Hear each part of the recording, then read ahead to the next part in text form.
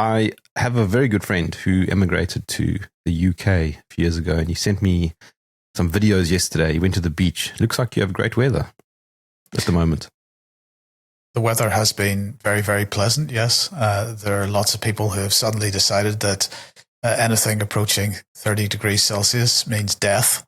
But for the rest of us, it's really pleasant. I'm surprised about your beaches. They are seriously neat, if that video is anything to go by. Very clean. That's only on the surface. Once you get into the water and you watch the stuff floating by, then that's another thing. No, our water companies are appalling at the moment for just dumping raw sewage into places where people swim. That's a problem everywhere, though, isn't it? Well, I don't know that it is quite to the same degree. I mean, I don't know, but in this country we have a really special arrangement with these big corporates where we basically said we're going to privatize water, or we're going to privatize electricity, and in fact, all we did was privatize the retail side of things. Or at least in the case of water, we just permitted them to extract profit and dividends for shareholders, and we did not in any way require them to actually invest in infrastructure in the meantime. Sorry to mention it again, but of course it is such a big issue because we have increased our population by so many extra millions in the last number of years, but we haven't provided any additional infrastructure to cope with that either. Then things are creaking at the seams, and so instead of treating the sewage properly, it just gets dumped in the sea and in the rivers.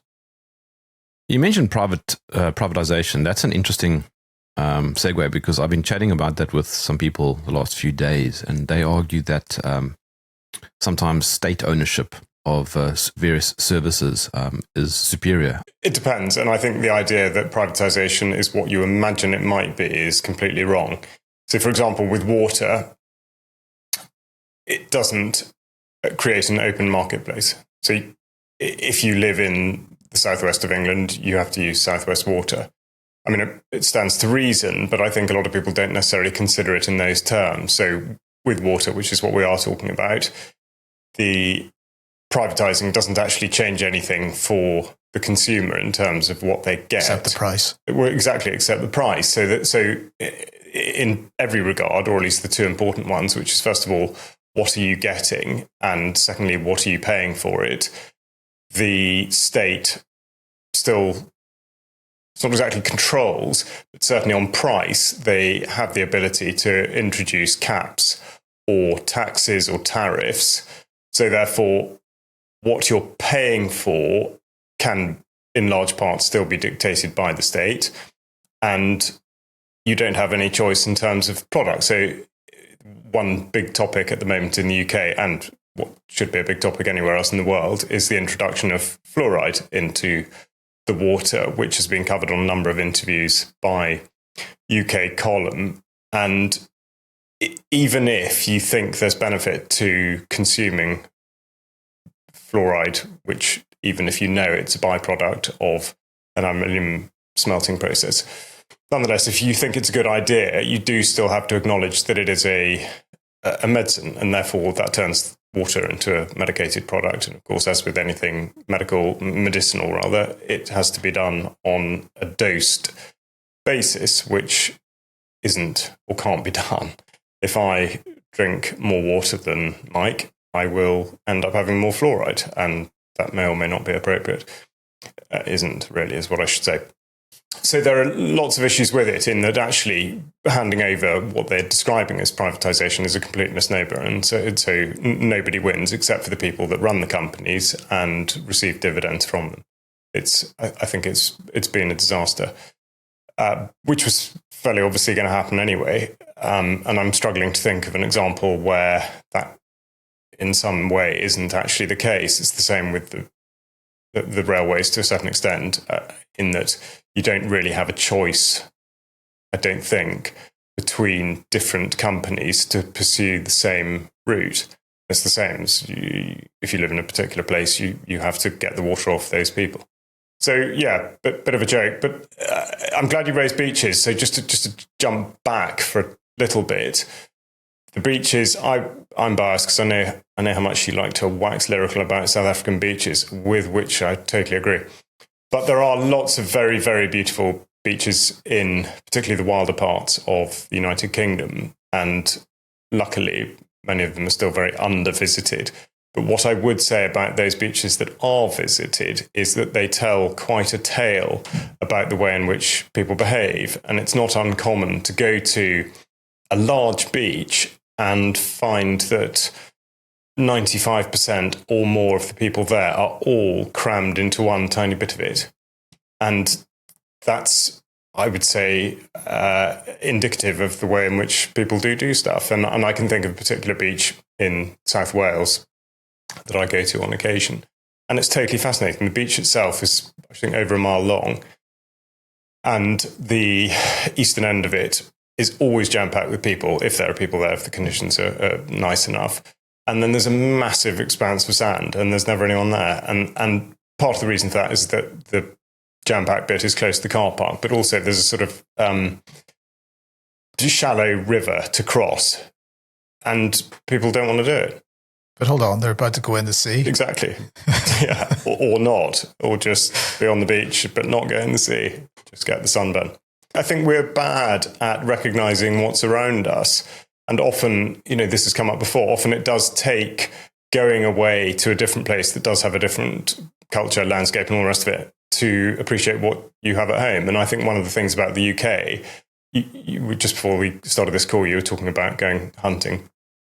Obviously, I'm not exactly sure of the setup of that area, but by and large, one of the comparisons with Africa, let's say, is that if you want to go and visit a beautiful wild place where you're going to see amazing scenery and wildlife, mostly you'll have to pay for it. And it's all regulated. You go through gates, you stay in official authorized places and this, that, and the other.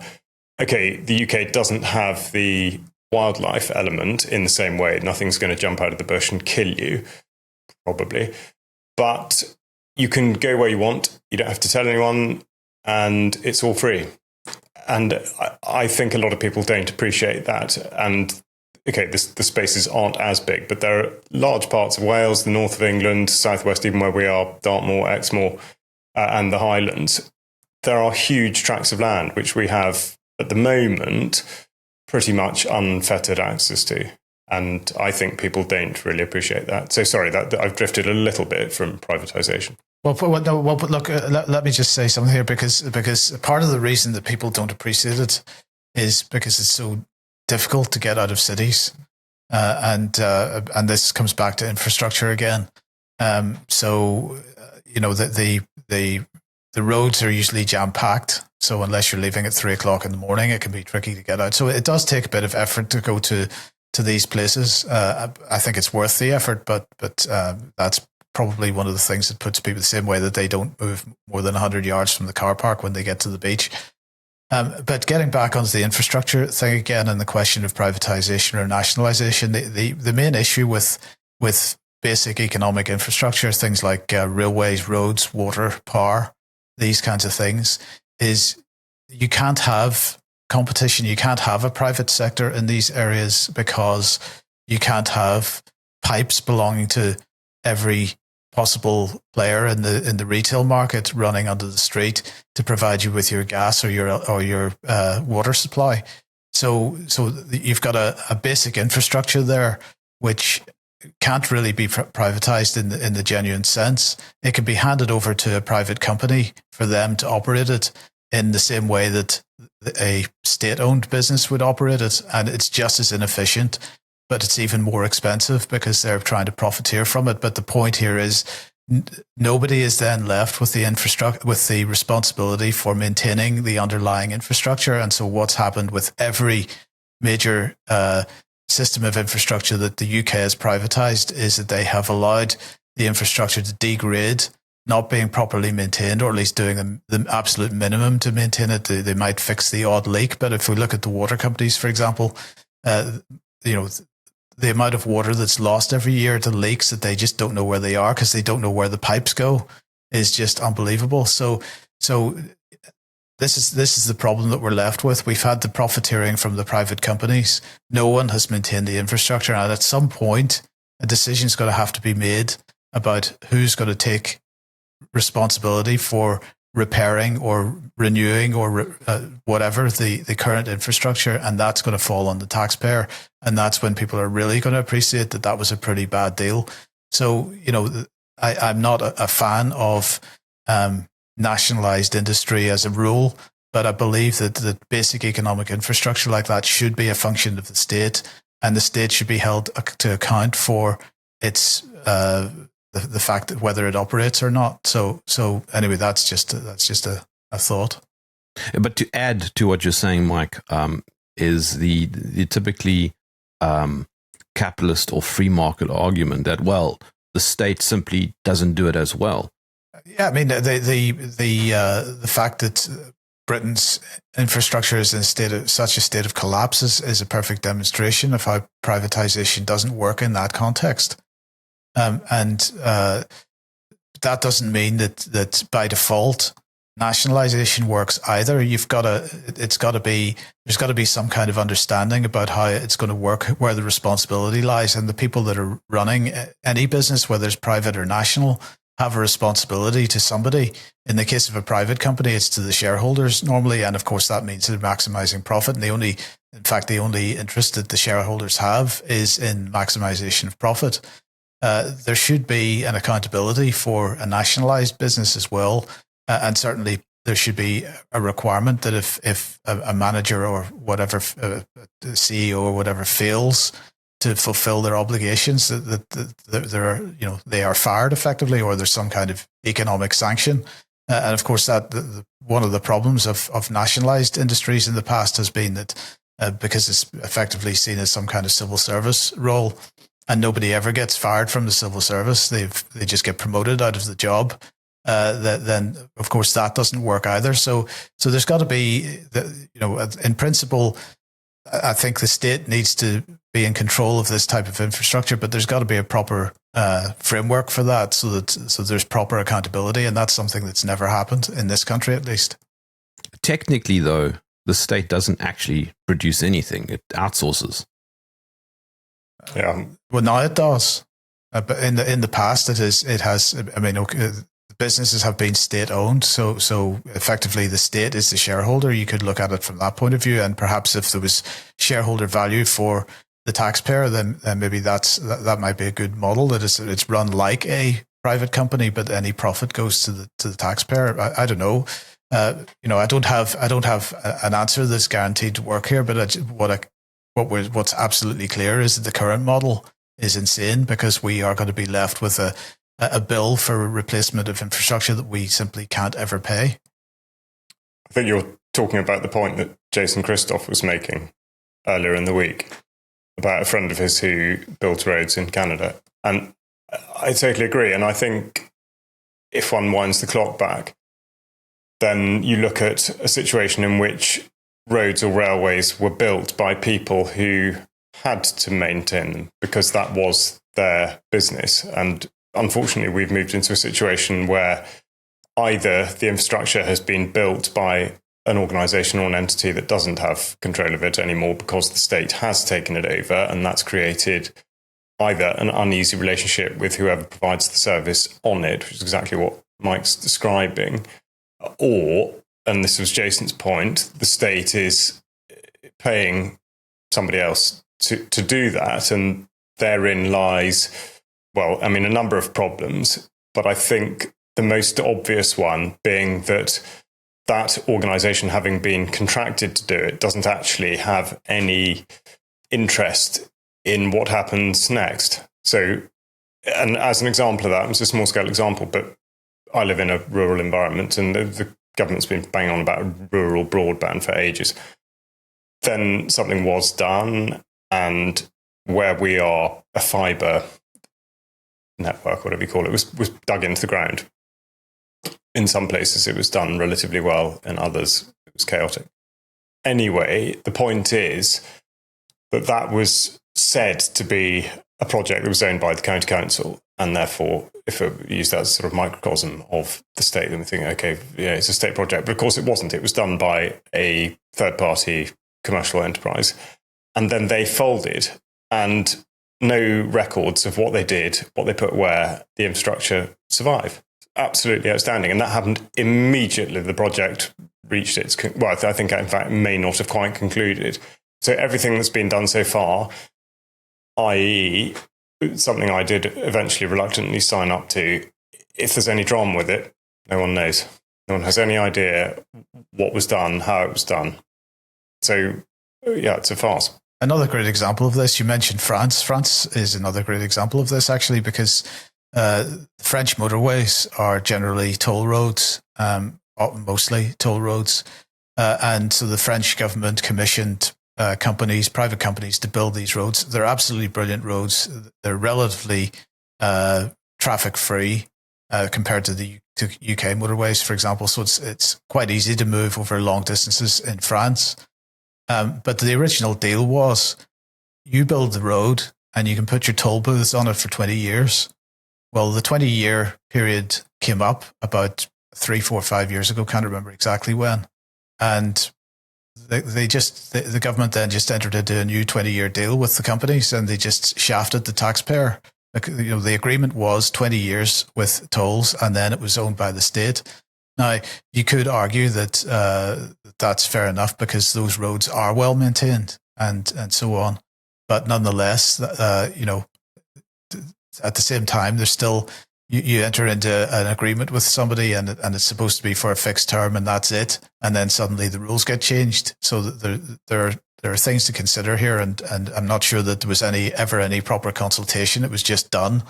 If there perhaps had been a consultation with the road user and the taxpayer, then it might have been a different situation. But that was a pretty unpopular move at the time. There's a bridge that goes between mainland China and Hong Kong. I forget the name of it now. It's very long. I think it's like 20 kilometers or something. It is a magnificent piece of architecture. It was not done by a private company. It was done by the state. Will it become a white elephant in 20 or 30 years' time? Well, I suppose that depends on the economic impact that it has. If that's allowing economic activity to happen, which is generating tax dollars, then it's not a white elephant. It can never be a white elephant. It's only if it's a vanity project that never had any real economic value in the first place that it would end up that way. Yeah, but I think a lot of Chinese stuff is vanity.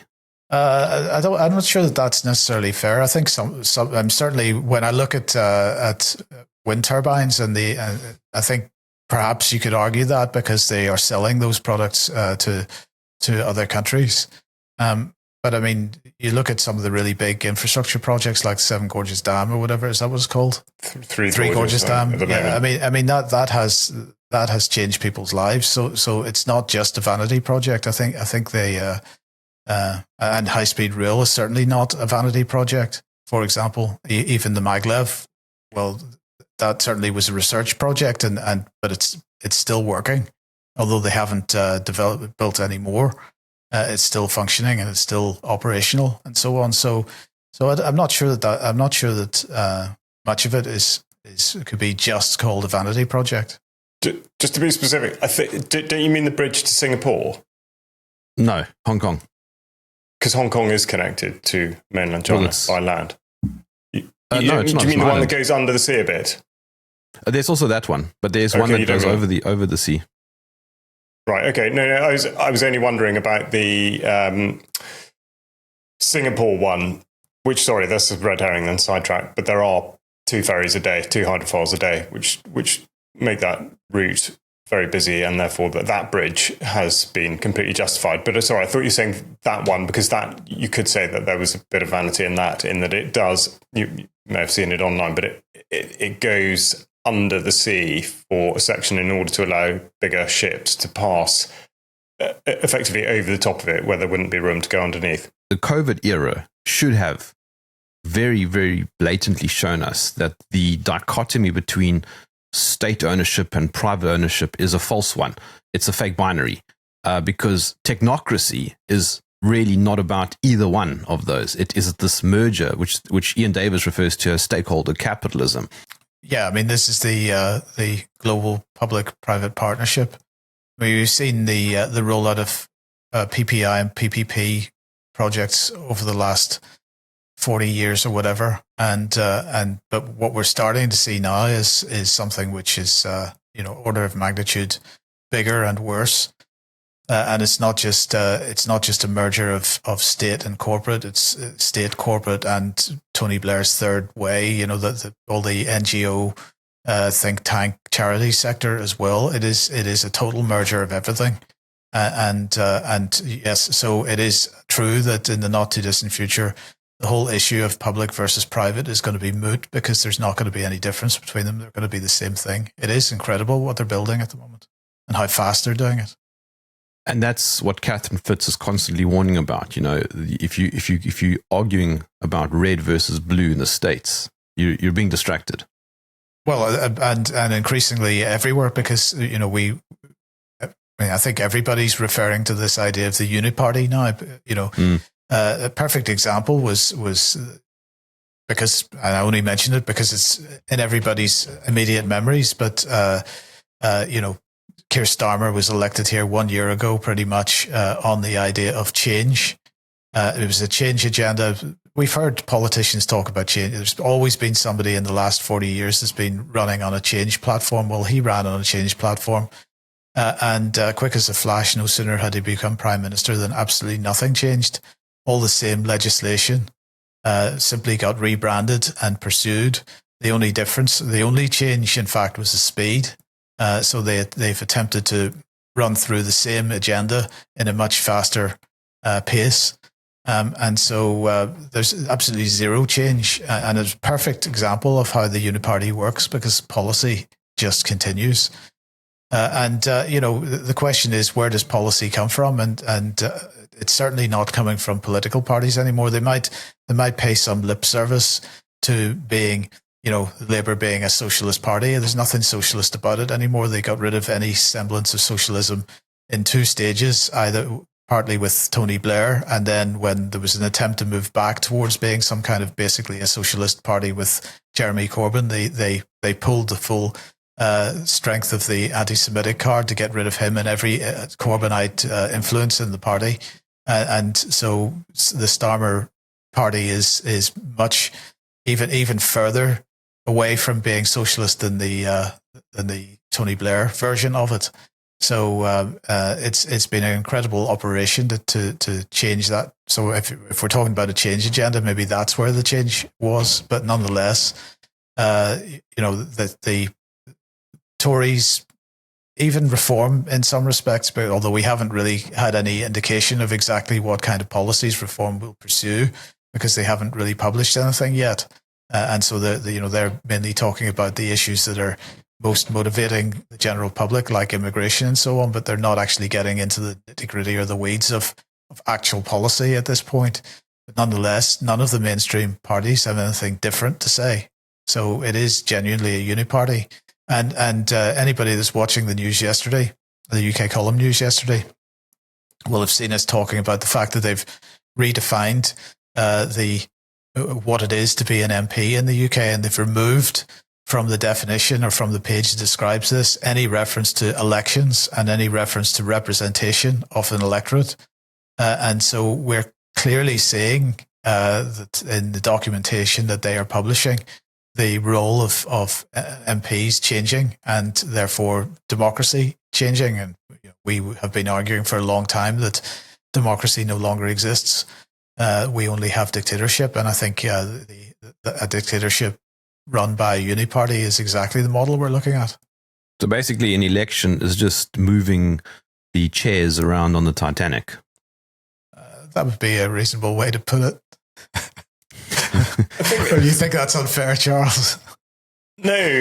I think there's probably a bit more to add to it, in that what it does is it provides the public with what they think they need, which is the opportunity to influence what's going on in their country, and therefore they, to to a great extent, excuse things that continue to go disastrously wrong, or to prolong the Titanic analogy, to strike the iceberg or whatever it's supposed to have done. I think the election process is it's just another part of the theatre. If we didn't have elections, I think people would far more readily understand exactly what is happening. But because we've always got this transition, just going back to the plan for change thing, it's fascinating now. You read any government document, and exactly like Mike says, the policy is the same, the legislation is the same, everything that's coming is the same, might be dressed up in a slightly different way, and the pace is different.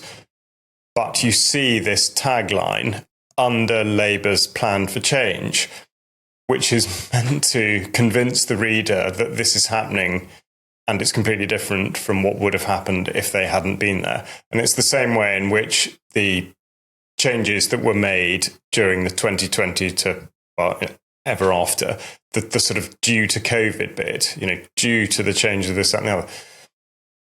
So there are many elements to it. I had an insight recently. I went to an event that I'll be reporting on, but it was an event that describes itself as being about regenerative agriculture. Of course, it's not really about regenerative agriculture, but I listened to a discussion that was chaired by somebody called Henry Dimbleby, who's son of one of the broadcasters, I can't remember which. He has worked with 5 successive governments to advise them on food and food strategy, qualified as he is by having run a restaurant.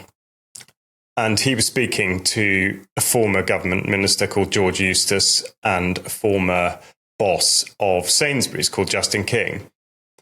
And it was fascinating because they were all agreed that the government was the problem and that farming was suffering because the government wasn't providing any long-term solutions. Then we had the climate stuff and all the various bits that were rolled in to create this very complicated web that the government had apparently made a mess of.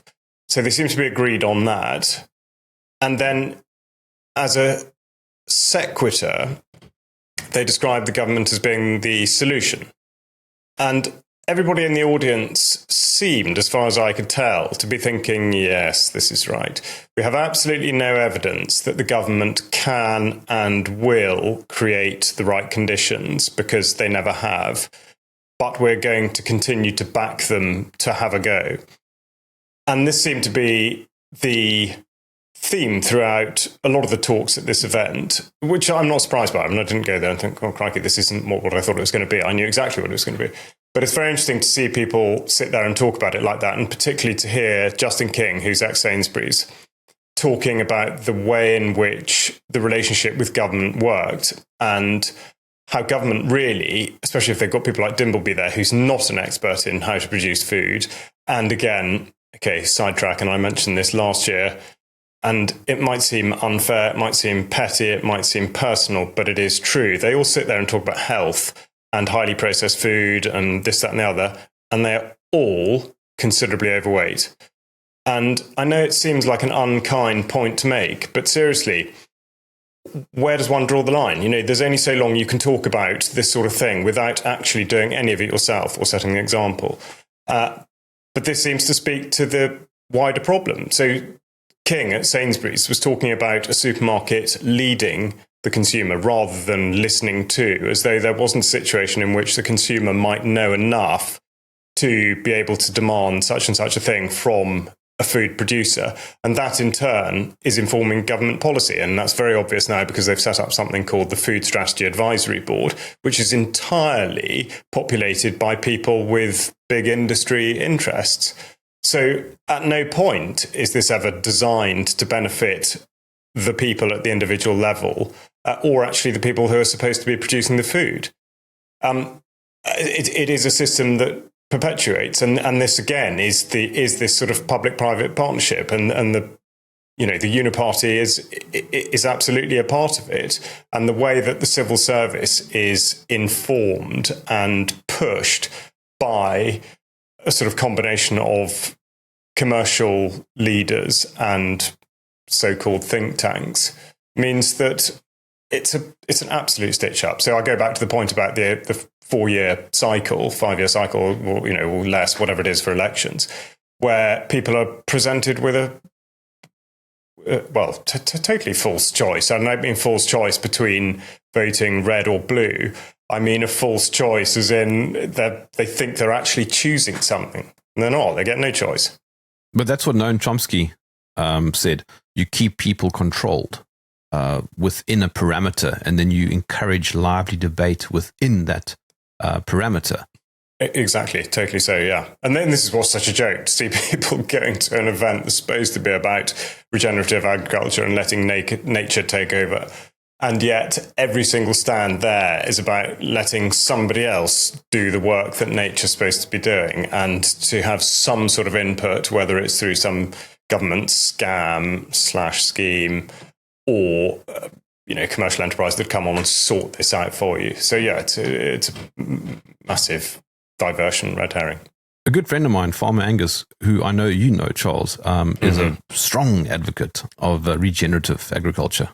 Yeah, he is. And he actually knows what it means, and he knows how to do it. And further, he understands that if you do it properly, then it works as a business. It works for the land. It does improve the environment. It creates a healthy situation for the soil, for the livestock, and for the people that eat it. I mean, it is not that complicated. And it's how things used to be done before, as with anything that's been tinkered with, before greedy people saw opportunities to subvert the way in which things can be done naturally with minimal inputs and minimal costs. I, for the longest time, was part of the sort of free market mindset. I mean, I read Adam Smith and Rothbard and Mises and Murray. No, not Murray. Is it Hayek? Sorry, Hayek.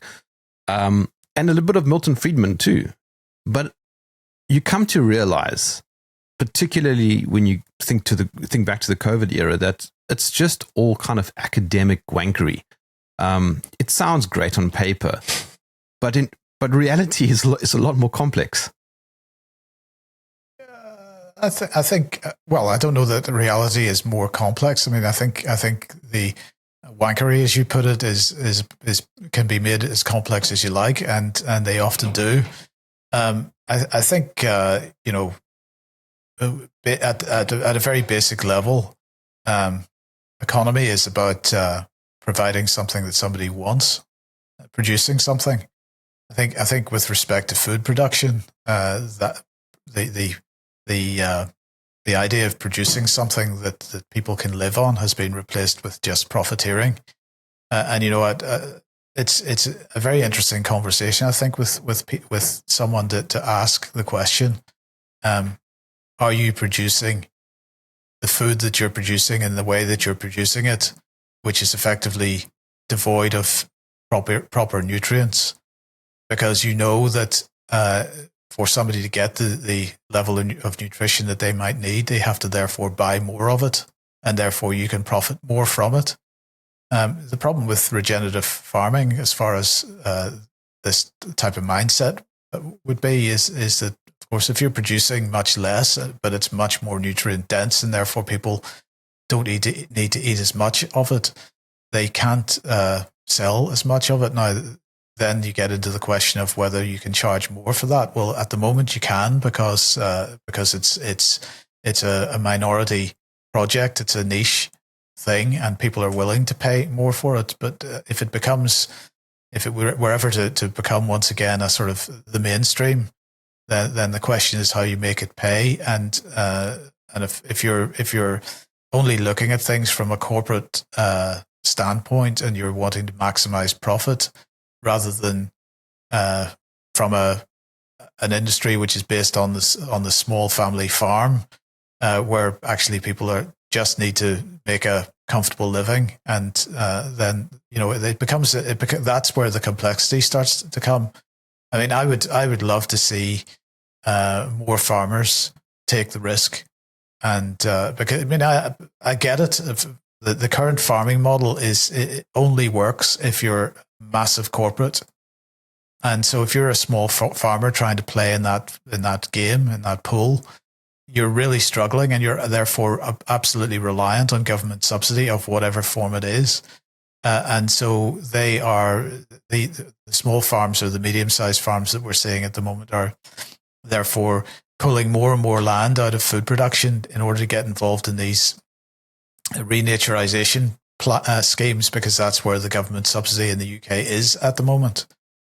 And of course, that then puts people more at the behest of the big corporates, hyper processed factory food industry, and this is a very bad place to be going. I would like to see some farming. I'm not going to underestimate the risk. I would like to see more farmers take the risk of stepping away from that model and actually thinking about how they might produce high quality, nutrient dense food that in the short term, medium term, at least they can charge more for. And it's going to require more people. You were speaking to Ivor Cummins last night. That went out last night, wasn't it? And the basis of that discussion was, if you're not well, you can't fight, you can't resist. If all you're doing is spending time dealing with your health. I sort of touched on this last week as well, but I hope there's been a good response, a good audience for that discussion. I've been disappointed in the response that we've had to similar discussions from other people in the past. We have got to. This goes back to this whole business of looking after ourselves first. We've got to appreciate that in the past, a larger proportion of our weekly, monthly income was spent on food, and we have got used to the trade-off between cheap supermarket rubbish that we consume that fills a hole that makes us feel as if we've eaten something, but doesn't actually do us any good whatsoever. We've chosen that so that we can take our 2 holidays or 3 holidays a year in foreign countries. And we've got to start making the right decisions. And one of those is to look after ourselves. And that might mean actually supporting farmers and encouraging farmers to take the right steps and going towards a more regenerative model instead of this mass food production thing where they're totally beholden, let's grow some wheat. Well, actually, how much is wheat selling on the global markets at the moment? And that model has to change because those farmers are on a hiding to nothing. They're reliant on the state. The state can withdraw the money at any moment. And they're, in fact, at the moment, as we know, pulling land out of food production in order to get that government subsidy.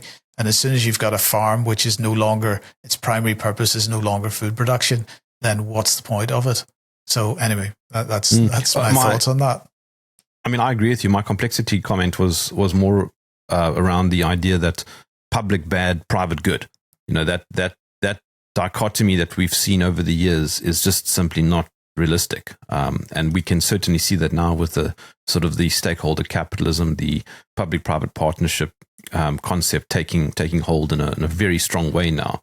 That it is more nuanced. Maybe nuanced is the better word. But absolutely, and part of the problem here is that one is seen, because it's so ideological. One is seen as being left wing, communist, if you like, and therefore no, we don't want that. And the other is seen as being capitalist and therefore good. At the extremes, neither of these things is good, and we are being royally shafted by corporate entities every single day of the week, and it just beggars belief that nobody is prepared to set aside ideology and have a serious conversation about what would be the best thing to do at this point. The comparison that Angus made was a really good one. He talks about the food to his workers and says, well, in actual fact, the beef that we sell by weight costs less than the potato chips that you go and buy in the shop. And you get a hell of a lot more nutrition out of it. And you'd always be surprised. We talk about nutrient density. What does it actually mean? Okay, I think in the first instance, if you change from a diet of largely processed food that has to be consumed by volume to make you feel full, then switching to, say, nutrient-dense properly farmed beef, you'd probably want to be consuming more of it than you necessarily need to. But after a while, you adjust. And then it is quite incredible how little of something you need in order to feel full and how long that will keep you feeling full for. So I think the whole way that we, the sort of 3 squares a day, for some people, maybe that absolutely is what they need to do. But I think people don't even recognize the signs that they get from their body, and people can't distinguish between what is hunger and what is just a blood sugar low, and how long you can be sustained for by a particular food. Okay, there absolutely are issues with one size does not fit all, and I think there are a lot of different things to look at in terms of metabolism and the way your blood type informs your digestion and all that kind of thing. But the principle of it is that food of the right quality, the right type, goes so much further than that doesn't. And I would say in overall cost, there's no contest. Proper nutrient-dense food costs you far less because it enables you to be in the right state of health and state of mind to be able to do all the things you want to do. You don't get ill, you don't get tired, you don't miss out on this, that, and the other. You don't have to go to, why would you anyway, but you don't have to go to a doctor, you don't have to engage in all sorts of things that either cost you money or certainly prohibit you from making money. So I think that's how people need to look at it, rather than the upfront thing of, I could buy something I can stick in the microwave for X amount, or something next to it that I know has been produced properly, which appears to cost more.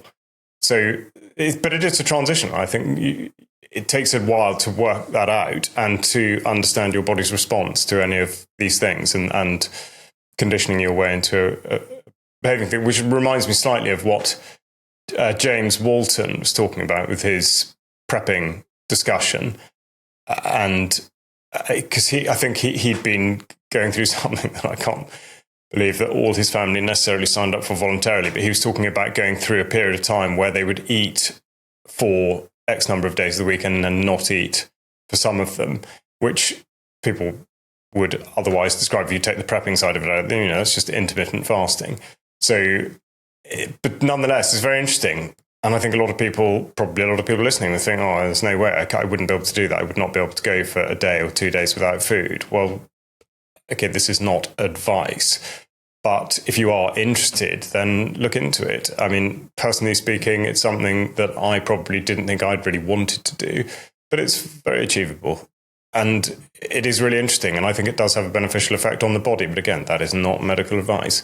So try these things, but not necessarily under the label of prepping. You don't have to think, you just never know. I might have to be stuck in the woods for a day or 2 days.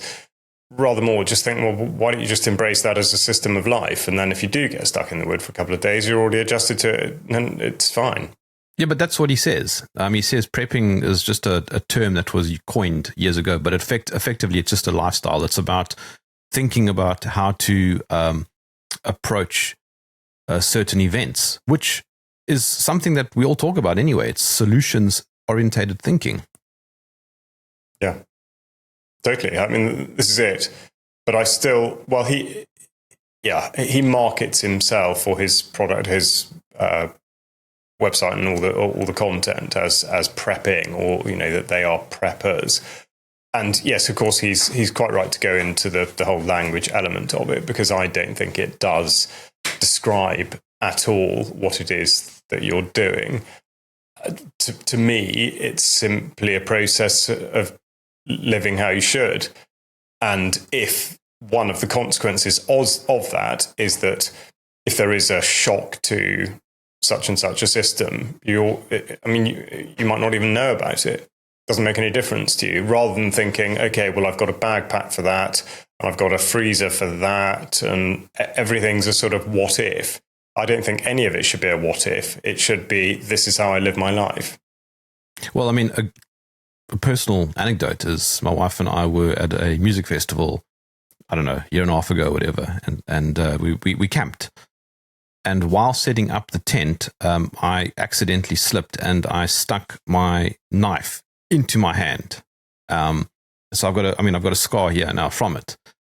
Now, if you don't know how to handle a situation like that, you're in trouble because there's a lot of blood and you get lightheaded very, very quickly. And the whole thing just becomes very complicated very fast. Yeah, but that's what I mean. I mean, that should be part and parcel of life. Everyone should know that stuff from the earliest possible time. Because that can happen. I mean, you can do that in the kitchen.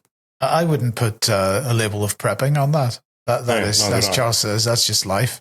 And actually, prepping, a lot of what just means preparation. Yeah, but it has this connotation that you're prepping for some major disaster. You know, I think a lot of what is labeled as prepping is actually just living and something that these are skills that we used to have. They're skills that we absolutely should have, that we have removed from ourselves by giving ourselves up to to automation in many ways, and to the state provided healthcare system and big pharma. So food, health, these types of things. This is again comes back to the conversation we had last week to some degree. These are things that we should view as being areas of personal responsibility and something that we can control in our own lives if we choose to do so. And so, you know, it's a matter of choice about who we decide is going to be responsible for these things. And if we're going to outsource that ourselves to the state, that's perhaps not the best form of public service that we should be encouraging. And we need to relearn these skills. That thing with Facebook and the gathering of data to influence the American election. Can you remember that whole thing? It was around 2016. Yes, Alex Creel wrote about it, and I can't remember what it. Yes, I know what you mean. Steve Bannon was part of it. Damn it, I've gone blank now. Are you talking about Palantir and No. And Zuckerberg was still held in front of Congress to ask about it. Cambridge Analytica. Cambridge Analytica. Right, yeah, Bertie Nicks. Yeah, sorry, yes. Well, yes, but again, how was that even possible? That was possible because we decided that giving our data to all these types of companies was a good thing. And instead of having personal relationships just among a small group of people, we suddenly decided to want to talk to the world. There have been plenty of benefits to Facebook, as I've said before, and that sort of generation of internet service, because ideas have propagated amongst people that would never have been exposed to them otherwise necessarily. But I'm still very much not convinced that the benefits have outweighed the negatives at this point. I would be delighted to see Facebook not exist, or Twitter, or any of them.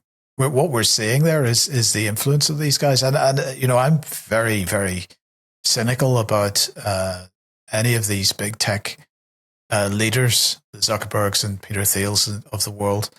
A lot of these people, some of the founders have come directly from the intelligence agencies. There's no question about that. But a lot of the influence that we see coming from the tech sector is from nerdy types that were probably bullied at school, that probably have a very anti-human view of the world.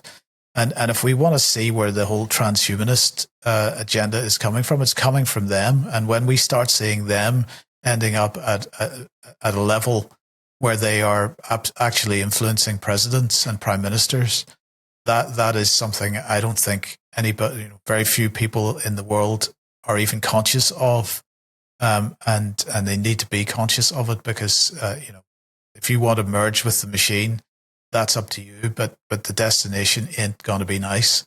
So if we're human, if we consider ourselves human beings, to a certain degree, we've got to reject this merging with the machine that we are, even to the degree that we already have, and relearn the basics. And that starts with regenerative farming. It starts with taking responsibility for our own health. It starts with taking responsibility for our own navigation. from one place to another and relearning skills that we lost. Because we're going to end up, with a permanent connection. Wearables are going to be embedded soon. RFK said so. Well, exactly. And the UK has just announced that every newborn baby is going to be genomically sequenced. This is just the next step along that road. We've seen this infrastructure building, the disinformation industrial complex, if we want to call it that. We've seen it building, particularly since 2015, 2017. And we've seen the use of terms like post-truth world. We've seen the use of terms like trust, who are trusted sources, and so on. And it's very clear to me now that AI is part of this in a very big way. It is there, ultimately, in my opinion, to so pollute the information space that people are going to be increasingly, or they're going to be encouraged to rely on the trusted sources. And the trusted sources are going to be the BBC, for example, or CNN, or The Guardian, or The Times, because they are the... Or ChatGPT. No, I don't think that is actually the ultimate destination here. I think that if you have an AI system which is hoovering up data from the internet and spitting out answers, the purpose of that, in fact, is just to pollute the information space. Now, what comes next, I don't know yet, but what we are going to see is the point where it's already increasingly difficult to know what the truth is. But once we start seeing generative AI being seriously used, and we start seeing videos appearing, I mean, for example, two videos that appeared recently that got people very excited were the one with the guys on Macron and co on the train who were possibly snorting something white, and then Giorgia Meloni, who apparently was doing the same thing, although the Italian government seems to have said that she accidentally took a contaminated medication. But anyway, there has been, evidence of these people effectively being off their heads at various times. Now, in the not too distant future, generative AI is going to get to the point of being able to produce videos like that, which look absolutely convincing. And for somebody that is outside of the system, it's going to be very, very hard to work out or discover whether that is a real thing or not. And I believe that's the main purpose of this version of AI that we're seeing at the moment, because we've got to remember it is artificial, but there's nothing intelligent about it. So it's a marketing exercise, but it's got a purpose at the end. And the purpose is to so pollute the scene that we're going to not us specifically, but people are going to be encouraged to rely on the official sources as being the only reliable, trustworthy source. So trust has been something, the Trust Coalition, the Trust this, the Trust Project here, Trust Project there, that's been trust is been developing over the last number of years, and we're going to see that accelerate. So that's basically, I think, where we're going, and we got to start thinking about how we're going to deal with that now. Do you remember a few years ago when Jacinda Ardern said on TV that the government should be the primary source of truth? Yes, I do. Maybe that was a fake video. She genuinely said it. Well, you think she did, but maybe it was generative AI. No, I believe she did say that, and I think that is giving an insight into exactly what's in their minds. It really does, right? And this is something that people have got to start appreciating, that large proportion of what they see is intended to create it is applied psychology being used. It's intended to create a psychological effect on somebody. It's intended to make behavioral change, behavioral insights, behavioral this, that, and the other. Isn't about encouraging people to take a vaccine. that certainly was used for that, but it's much more broadly used than just that rather limited thing. This is something that we are that we are being bombarded with on a daily basis, every minute of the day, and the idea is to drive people in particular directions, and that applies to the so-called freedom movement as much as anybody else. One of the real issues with social media is the data collection aspect of it, as you say, and they have been for many years now from the beginning. That's why it was set up in the first place, pushing out little bits of information just to see how people react to those. But it's done in a scientific way. It is a scientific dictatorship that we're in, a technocracy, if you like. And so we've got to consider that every time we see something on the internet. Yeah, just with regard to ChatGPT, or probably any of the other AI stuff that you can ask questions to, apparently in the belief that it knows something. If you know people that do this and do go to it for information that has any nuance to it, rather than, what color is the stop traffic light, then ask it a question, let it give you the answer, and then say to it, that's not true, and see what it does. Because it is been designed to be terribly polite, but it will concede absolutely that it hasn't got it right. So it will say, oh, yes, of course, I failed to mention this, that, and the other. And you just keep going. That's not true. That's not true. That's not true. And see what it does. It's very interesting. So that would be my advice. If you're tinkering around with it, thinking is that can this in any way provide information that is accurate, in any way, a whole view of whatever it is you're asking about. But I would also say that if you know young people who are being encouraged to use it, tell them to do that, just so that they're aware that if you do challenge it, it will just start casting around in other directions and try to pull in bits of information that it thinks you want. So that the whole idea is that I've said this before, it can be like asking for directions in a place where there's not really a common language. And you say, is it that way? And you go, yes, yes, yes. And then you say, is it that way? And you go, yes, yes, yes. And it's the same thing. So it just wants to please, and it wants you to continue to use it. So challenge it and see what happens. Gentlemen, thank you for joining me in the weekly banter.